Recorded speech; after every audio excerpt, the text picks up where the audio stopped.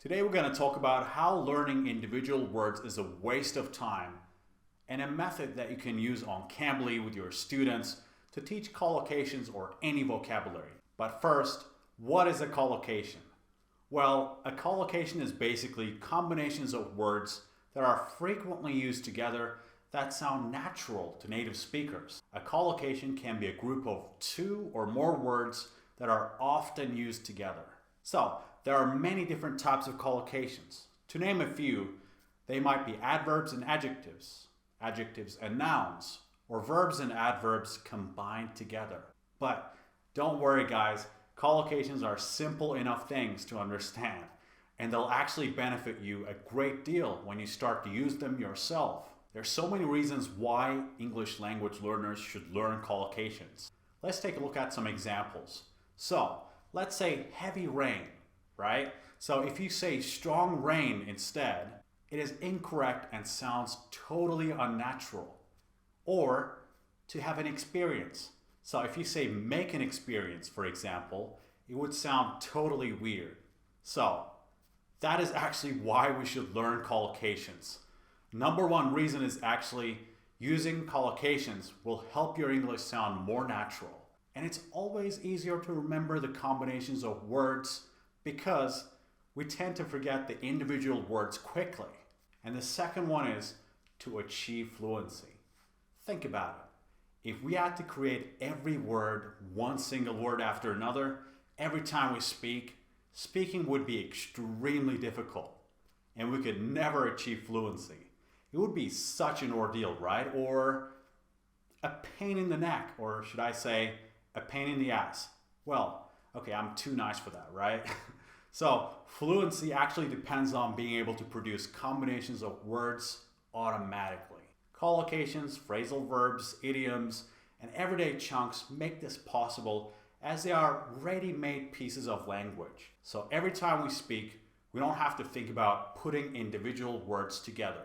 So, what is the best way to learn or teach collocations? When you look up the best way to learn collocations on Google, one of the first things that come up is this. One of the best ways to look for collocations is to read and listen to many things in English. This will help you start to recognize collocations when you see and hear them.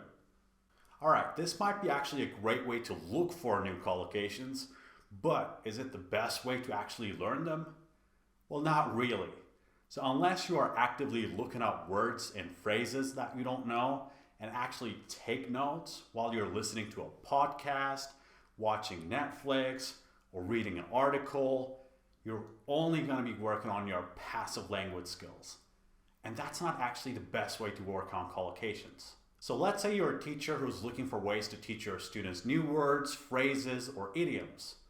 Try to actually combine whatever you're teaching with natural conversation questions or some real life situations. One of the things that I do is actually to improvise conversation questions and combine them with whatever new vocabulary that I'm teaching. It might sound very simple, but it is by far the best method I've used to teach new vocabulary or collocations.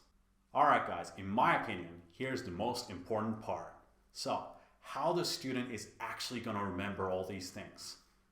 Number one, get them to take notes. And number two, make sure to repeat the previous lesson's words in your next lesson. So, as you guys know, our brain is programmed to forget things quickly, unless there's a fair amount of repetition. So, you can have your first 5 minutes of your lesson to actually revise these words. And to get the best out of this, I would recommend you guys to teach minimum 4 or maximum 9 collocations or words per lesson. So, let me tell you what one of my longtime students told me about.